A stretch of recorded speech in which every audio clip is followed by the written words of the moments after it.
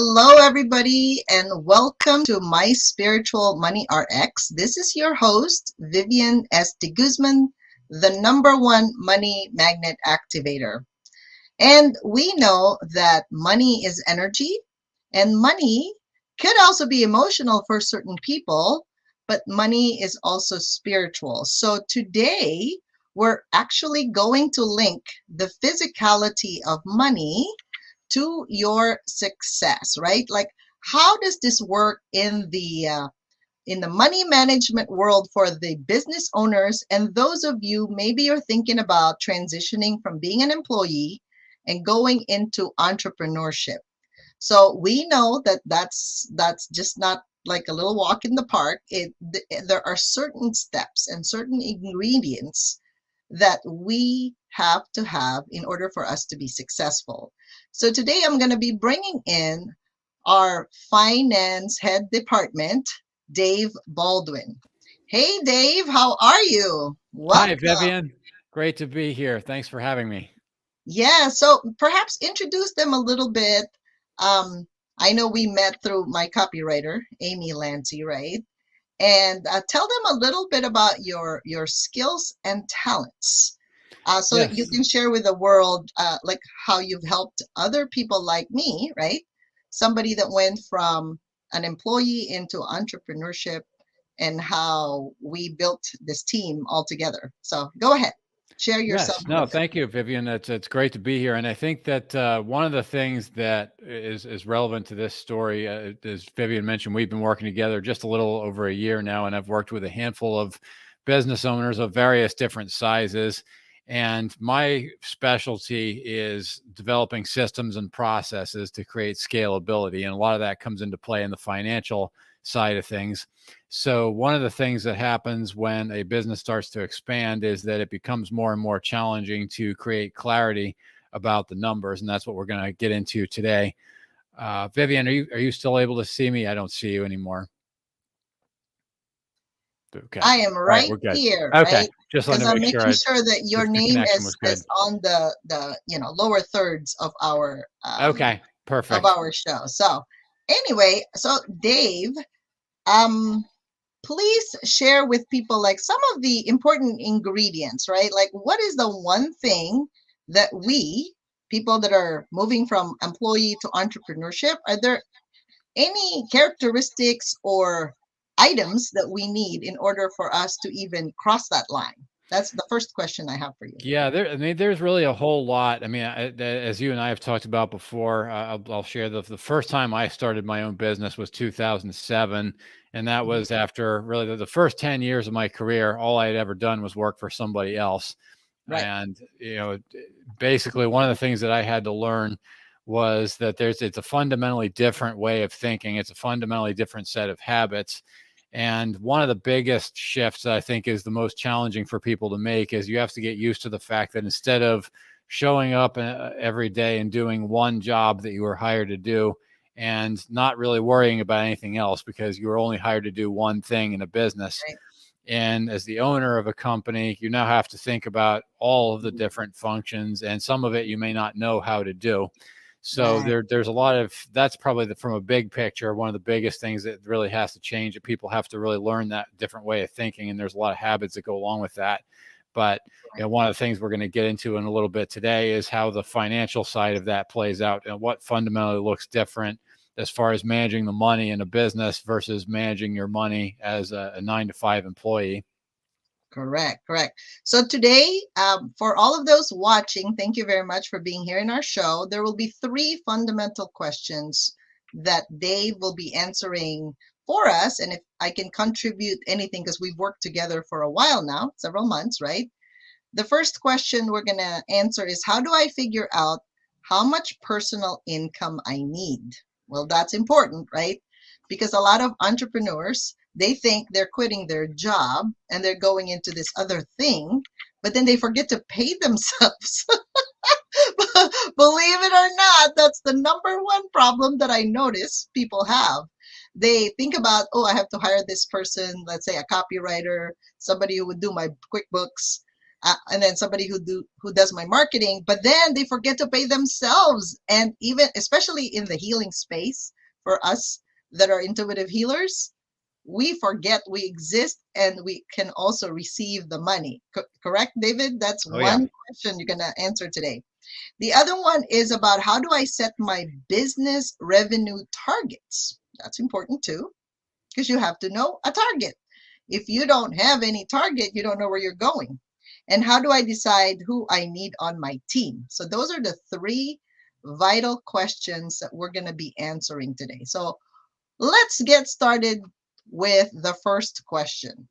How do I figure out, okay, how much personal income I need? And I know, Dave, there's this question you want to answer, like how much do you really need to make in 12 months? So at least you're not, Mhm. you mentioned something to me a while back. You said a lot of people plan monthly income, but nobody really plans yearly income. Can you please share what's the difference when you think Absolutely. Yeah. I mean, because one of the 1 things month about versus 12? when you start a business, if you're an employee, you don't control your income. I mean, maybe you do if you're in a sales role, but a lot of jobs, if your salary is fixed, the only thing you can control is your expenses. And so I think Mm-hmm. that ends up with the type of mindset where people think about the next month Mm-hmm. and basically make sure I have enough to get through the next month. But there's a couple of things that when you think about a full year, then you think about the next 12 months. And I think Mm-hmm. about, okay, how much do I need to make? And there's a couple of just simple practical examples you can think about with annualizing your expenses. Let's say you've got a car payment, it's $250 a month. And if you instead start thinking my car payment is $3,000 a year, that's the same amount. Mm-hmm. Now, a couple of things that start to shift when you think annually is you actually it just forces your thinking to broaden a little bit because you're thinking about a broader time horizon. And when you realize, okay, here's how much income I'm likely to make for the entire year, and you actually forecast when you do the math, and if you figure out that there's a deficit at the end of the year, you might actually be doing okay if you only think about this month. But when you really think about the full year, one of the things that the differences is you might have expenses like major purchases, you might have maintenance on your car that you don't pay every month necessarily, putting new tires on your car. You've got all, where you might think about other factors like saving for retirement. You don't Mm-hmm. necessarily have to do that every month, but if your goal is to do that at some point before the end of the year, now an annual forecast forces you to think about all those different things that don't necessarily come up every month.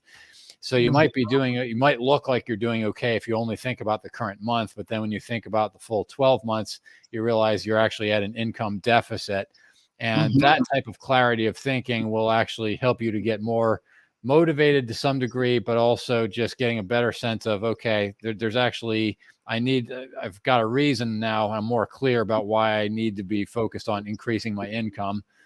And retirement is a big one right there because it's if you can think about how much needs to be set aside this year, then if you think of that as a regular monthly expense like everything else, once you've annualized all those different things, you can then take an average and then treat those annual expenses as if they were monthly expenses. And there's spreadsheets and all those different kinds of things where I do that to help people visualize those numbers better. But that's Right. kind of the difference in thinking. Okay, so let's take a deep breath for a second. He shared with us a lot of information, and I'll translate that for those of you who are healers.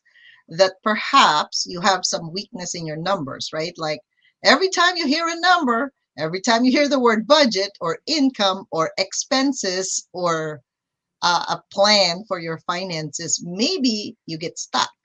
And so I want to share with you, if you think of it as a container, right? If you think of a monthly container, what is the first thing in your head? So if you think little tiny containers, that's what he meant by if you think monthly income, then it's almost like a fight or flight reaction because you're reacting to the things happening every single month. Versus he's saying, what if you have a big container? It's kind of like a big house, and you have tiny containers per month. Now you can plan accordingly based on the bigness. So then you have more creativity and it probably feels more expansive if we say have 12 containers for the year, right? Not per month. I mean, how do you feel about that, Dave? Because I know for women, it's a trigger if they're really not used to making money or earning this. But then they said they don't like their job and they want to jump into something else. But like you said, we're empowering them to plan ahead, right? What comes to mind for me when you use the word containers is rain barrels. It's, if there's, yeah, and I think it can actually work pretty well, because if I only think about one rain barrel for this month, it might overflow. But Yes. then when I think about the whole year and I say, okay, I've got 12 rain barrels. Once this month's barrel fills up, I can start filling the next barrel. Yes, exactly. So I hope that helps you translate that into something bigger for you so then you can actually look at the whole year. All right. So, what are the vehicles? You said here create vehicles for increasing income. What are those Yes. things? Can you share with the audience a bit? Absolutely. So there's a couple of different ways. I mean, whenever you're looking at your income picture and you're saying, okay, I want to make more money, you've got Mm-hmm. to create a revenue stream of some kind. So Mm, there's three pretty classic ones I'll talk about today. There is selling a service. There's performing some kind of a service that you do for somebody, which is the most similar to working at a job, but right. it's different in other ways. Then you've got selling a product, a physical manufactured product, whether that's oils or candles or Mm-hmm. whatever that is. And then you can invest in an asset. There are physical, tangible assets. It could be like buying a house, or then there's intangible assets like buying stock in a company or a mutual fund or Right. intellectual property, all those different kinds of things. And Got all three of those will work, but which ones, and it's not that you necessarily have to do only one versus the other, it. Mm-hmm. but it's important to understand the basic trade-offs between the two. I mean, selling a service tends to be the fastest way to make money. Okay. Get somebody to hire you to perform a service, you can get paid that day. But it's also the most limiting way to make money, because now you're limited to the amount of time that you have in a day to spend performing those services. You're Selling a talking about a one-on-one service, right? Like Yes, energy healing can be one, or coaching one-on-one. But correct. then we know that there's such a model now wherein it could be a group setting, right? It's still called service. So Yep, that one is a different it's the same container except you're letting people in, like more people in depending on your capacity, right? Like what can correct. you teach during that time or do during that time. All right, so Exactly. go Yep. ahead and share some more. So then we have, I mean, it could be plumbing, it could be, landscaping, whatever it is. But Yeah. now we've got for a product, there is like if you're selling a physical product, it could be a food product, it could be a board game or whatever it is. I mean, there's a number of different ways you can do that. With a product, you have a little bit more scale, like Right. you can increase your output a number of different ways. I will say a product takes a bit more upfront work and it takes more upfront investment, and the money tends to be slower in coming with selling products with most of the types of products that you have. But that also depends on what you've already got established and what your skill sets are, and how well you can market. And an asset, like if you make money by investing in an asset, it's completely passive. At least a lot of types of assets are, like buying stock in a company. You don't have to do any work at all. You just buy the stock, you own it, and then hopefully it appreciates and you get dividends paid out. Not all assets are completely, like real estate investing is not completely passive, because you might have to go and Mm, perform repairs, or you may have to pay a property manager. But the mhm, appreciation on the property, that aspect of it is passive, because you can't really control it. It's just a matter of owning something for a certain amount of time, or an oil well or anything like that. So those are those three basic ways you can create revenue streams. And the first thing somebody has to think about is, when you go back to annualizing your expenses, mhm. if the question is, all right, how much do I need to make this year? Right. And I always say, if you're at a deficit for, as far as I need to make more money this year, and I don't know exactly how to do that, one of the questions you have to think about is, which of those streams are you going to use to build out your income this year? So, So they have to services. choose. That's the first thing, right? Hmm. Because in entrepreneurship, people choose sometimes many things. Even me, that was my downfall of, oh, I could do this, I could do this, I could do like a lot of things, right? But the focus is super critical. Yes? Would you Absolutely. say that's super important? Because you mentioned here when we were talking, you said no matter what business you're in, your ability to make money is limited by time. Can you share a little bit of that? Because I Yes. think this will help them understand and choose. Because some people say, well, I don't want to choose one because they feel limited, right? But I notice some people actually choose a lot because that's their self-sabotaging tendencies. They actually don't want to receive the money, or they don't know that they don't want to receive the money. It's just they're acting as if there's scarcity. So then they almost don't believe in themselves that much to be able to allow a service base, a product base, or an asset work for them. So what they do is they work harder, they work more in order to make more. So can you please share with you us about this? What is limited by time? Yeah, no, I think I mean, you've raised really a lot of good points there, because I think a lot of what happens when there's too much self-doubt is the tendency is to start and stop and change too much. And then you never really believe in any one thing enough to commit to it. And Yep. so, yeah. So what the easiest way to think about the issue of the time limitation is in the scenario that if you're selling a service and let's say you're one person doing all the work. Okay. So the question you have to think about is what is your capacity to deliver service? And Mm, because if I'm thinking about how much money I want to make, the mhm, only limiting factor is how many services can I deliver in a year. So if we think about the math mhm. behind one thing, so let's say you've got some kind of service and you know you can charge $100 an hour for the service. Okay. So the question is, so let's say you spend 20 hours a week just doing delivery of the service, just servicing clients. Okay. Then with that model, if let's say if you take 2 weeks off, then you can make $100,000 a year. Okay. Now, here's a caveat, and this is one of the things you've got to think about. If you're used to thinking like an employee, somebody might say, well, what if I work 40 or 50 hours a week? Well, that's a symptom of the way an employee would think, because you Mhm. as a business owner, you actually can't spend your whole week just delivering services, because that's one job. You've still got all the administrative work that has to be done. Right. You've got to go out and get clients. You've got to work on the business instead of just in the business. That's going to take a lot of time. And Mhm. so I think 20 hours per week of delivery is realistic as a benchmark to aim Mm, for. And do your math based on, if you were to only work 20 hours a week the whole year, what would be your capacity for delivery based on 20 hours a week.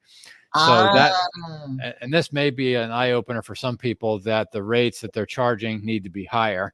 because if you're going to charge $25 an hour, well, now you can only make $25,000 a year in gross revenue. That Mm, becomes a problem very quickly mhm, for a lot of people.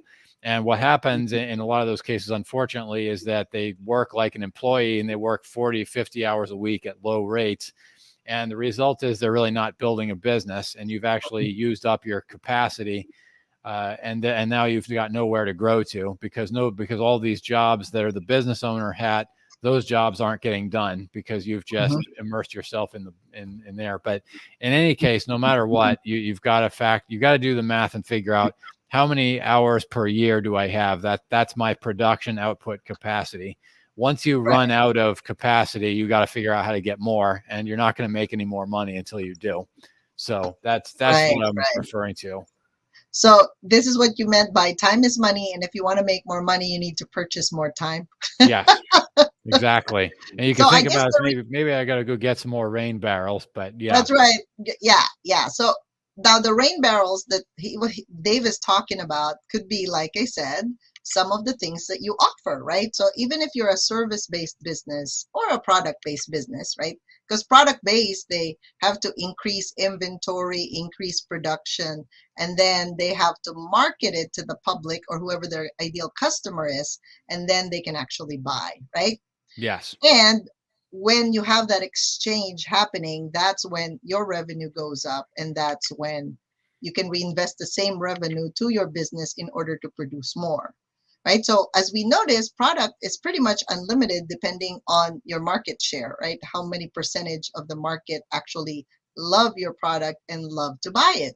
Now, if you're a service-based business, like Dave is saying, if you can work well, practically 20 hours a week for the delivery of your service, whether it's one on one or whether you do it in a group setting, that changes the equation because obviously, if you do groups, you will be able to deliver more in that hour or 2 hours that you are with the client. The question is, what is your capacity to deliver that? That's really the question. Because even for me, if I do energy work, right? Based on my human design, my design Jupiter is actually unit. So practically for me, between 3 to 15 people is perfect. So Dave was saying if I charge $100, right, for the session, and let's say I have 10 people, right, I make the $1,000 for that hour. Is that correct? Did I do the math correctly? Okay. Yes. Now, obviously, if I added 5 more people, then I would have made 1,500, right, for that particular hour that I'm delivering. So most healers have a problem with charging, I've noticed. They can't, like if they were getting paid, let's say $50 an hour, or maybe let's say 25, realistic, right? $25 an hour when they were working for someone, for a company, they almost can't imagine themselves receiving $100 for a session from one client. So that's more like a mental, emotional, psychological trigger that a person may have as they transition from employee to entrepreneur. But like Dave said, you're not the only one working at times, right, Dave? You saw that when you transitioned. You Oh can yeah. hire a VA, you can hire a tech person. I've hired you to be our financial officer, right? We have a marketing director. Like there's a lot of other expense aside from you getting paid as a healer. And I think that's the part for me, it's really, I have to decide willingly that I am entering into this world of entrepreneurship. Otherwise, I can't think like that. My mindset, and that's the hardest for a lot of people to change.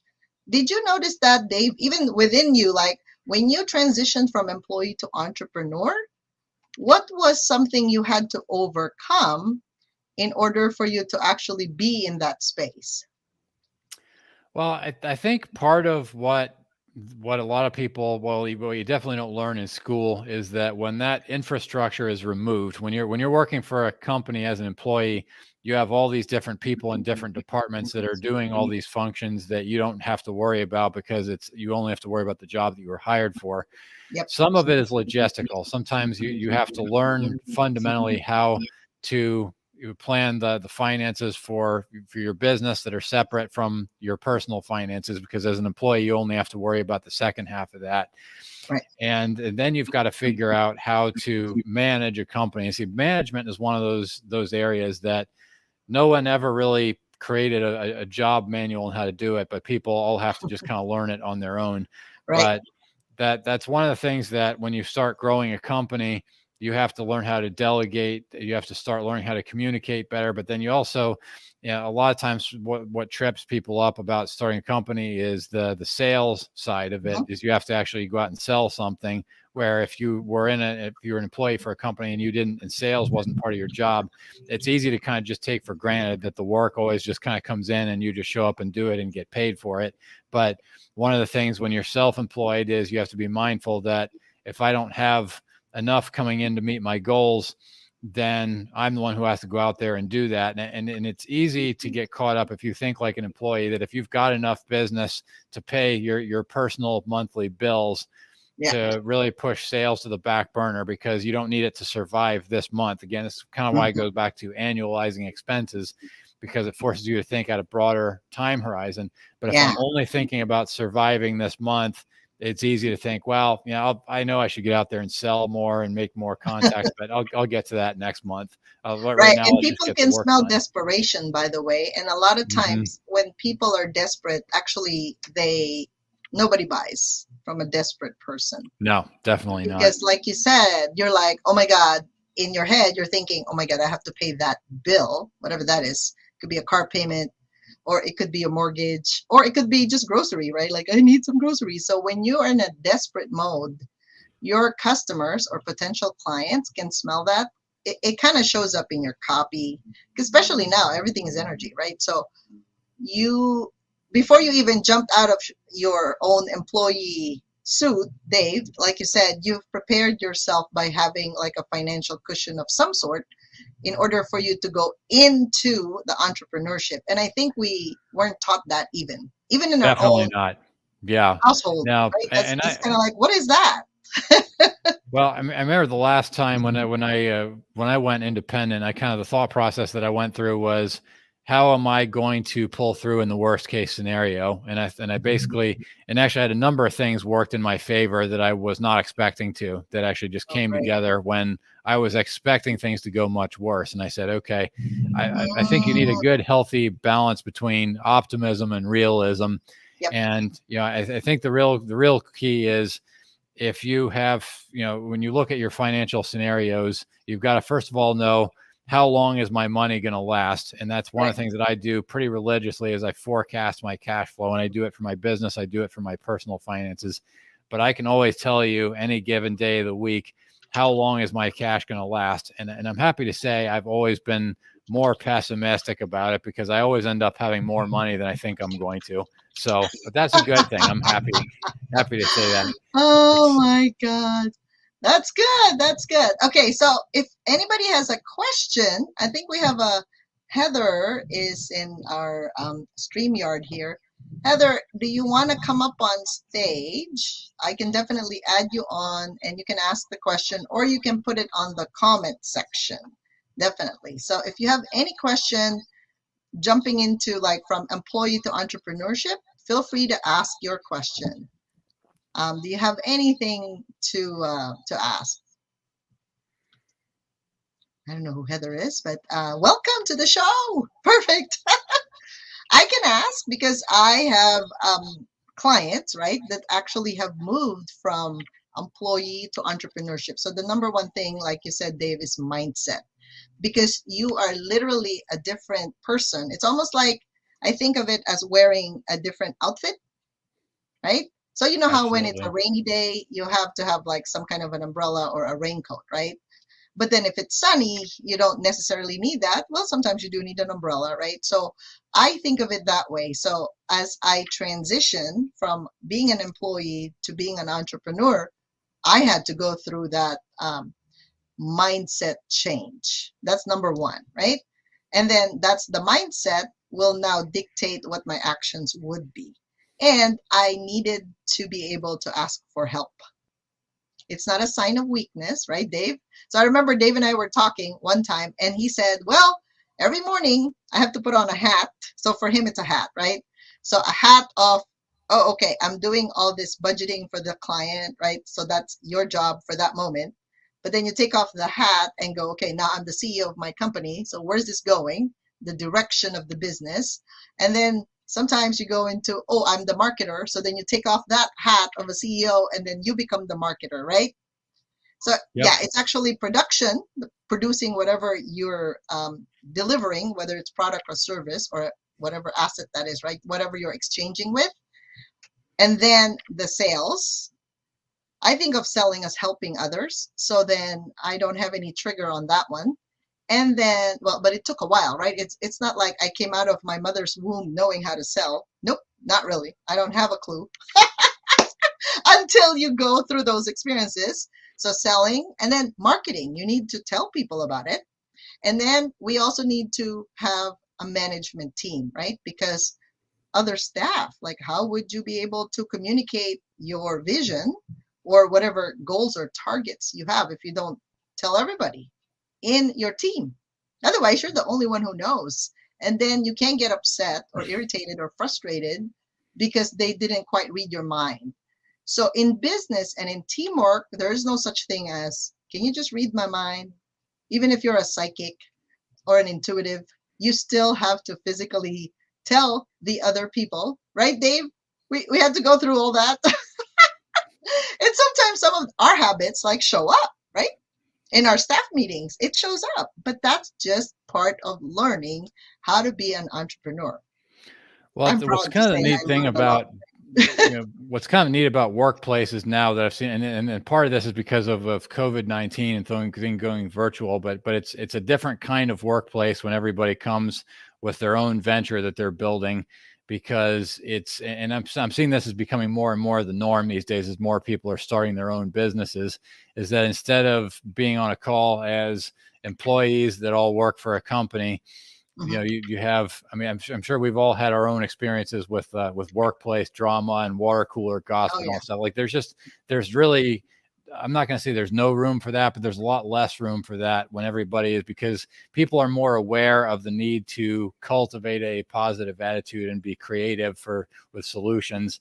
And I found that when you're on a team of people that are all entrepreneurs and they're not coming as full-time employees for one company, there's more of a mindset where, people are also sensitive to the value of time and money, but they're also, it's always just kind of more, it ends up functioning more like a mastermind group when it's a team meeting. Yes, Yeah. yes, So because you're sharing each other's geniuses, basically. yes. So, like in our team, we found this out, right? And like I said, you learn more as you keep on doing it. And instead of you learning from mistakes, I would really suggest that you, as the CEO, build up the strength of each other, like allow them to shine in your company. So for us in our team, that's what we've done, right? So I can't claim as the CEO that I know everything, because that is a downfall, because that means you're going to be the bottleneck of all decisions in the company. So, for example, in our team, Dave is the financial officer. So, therefore, I have to tell him these are the things I'm thinking about.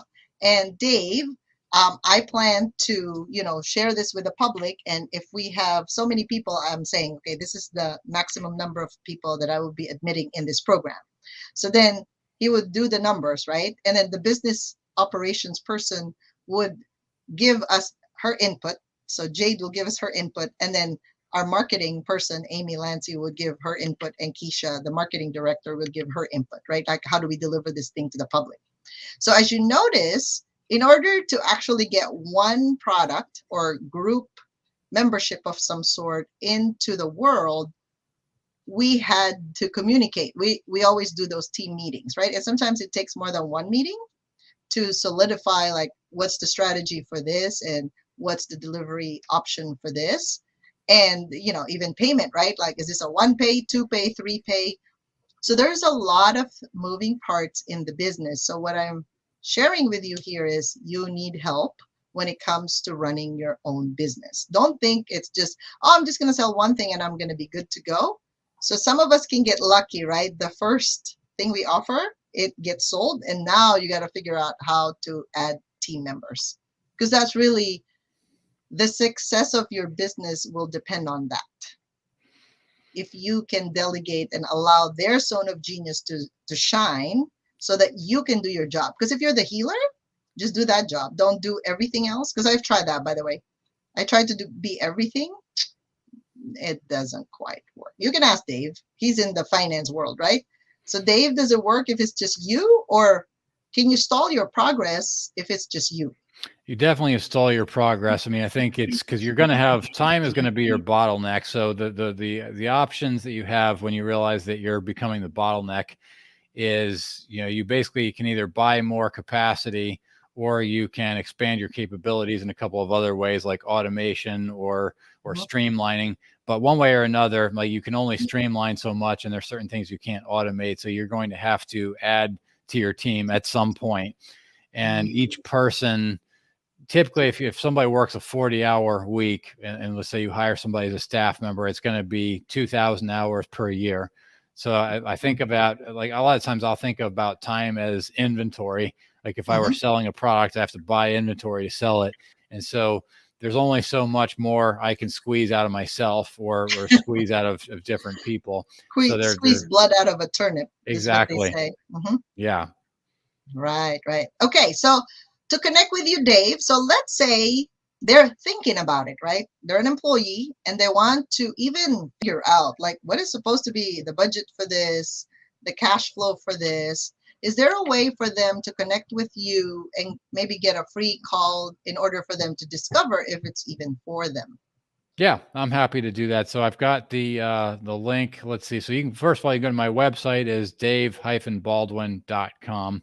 And Okay. then are you able to put, Vivian, the link I gave you for my calendar Yeah, it's right somewhere? here in front. Okay. Calendly.com forward There slash we go. Dave dash Baldwin forward slash 30-minute call, right? So Yep.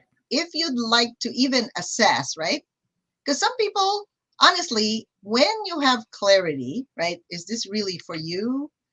Because I've sent you some clients, and some of them, they already know how to budget, right? But it doesn't mean you know how to budget, you know actually how to run a business. Some people still have a weird mindset issue about certain things. Therefore, they're stopping themselves from really running a business because they're almost afraid, like, what if I don't make that money based on the projection? Usually that's their fear speaking inside, right? It's an anxiety, actually. It's an anxiety, which is a fear of the future. They don't quite depend on themselves. They don't believe that they can do it. I think that's the number one stopping factor I've noticed with people. They would invest in some things hoping the other person would save them, but it doesn't work like that, right? You have to go out there and really do the work. Do the work. All right. So please connect with Dave, calendly.com forward slash Dave dash Baldwin forward slash 30-minute call, because he is willing to help you. And I know you've helped some of my clients that they just want to have a budget, even if it's personal, right? Some people never learned how to have any financial plan Yep. at And that's, all in their household. hmm no, and that's always the first step is you got to figure out. I mean, if you don't know what your personal numbers are, we can't go anywhere else until we get that figured out. And then, Right.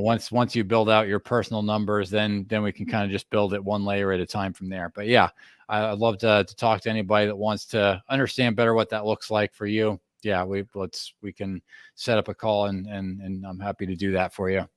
All right. Well, thank you, Dave, for being here on the show. And I want to invite everyone to our upcoming transition to entrepreneurship.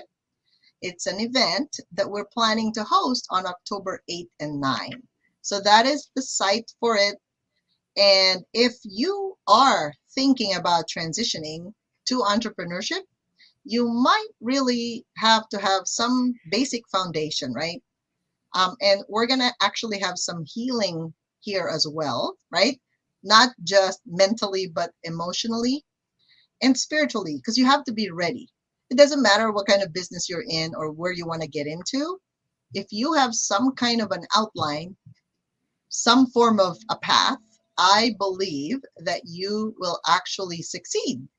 And the good thing with this is we're actually connecting it with your human design. So if you know your path and purpose in life, not just in your head, but in your soul, at the soul level, you know it, I believe you're going to be successful with whatever you decide to do. Instead of trial and error, hopefully it works. It's kind of like throwing spaghetti on the wall and say, I hope this works. So we're bringing you the best of the best in our team to invite you to this event. This is October 8 and 9, right? And it's called Transition to Entrepreneurship. So we hope to see you there. Well, thank you, Dave. Thank you again for coming. And I'm going to send that link again. It's right here. If you want to be clear on the numbers, that's the number one error of most people when they get into business. They don't know their numbers. So then they don't know what target. It's kind of like me shooting an arrow, but then I don't have a target. So I can hit a tree, I can hit the floor, I can hit the sky. I don't know what to hit, right? So remove the confusion and connect with Dave, because he can definitely help you, whatever that is that you need to set that container. Clarity is number one. Clarity is super number one. All right.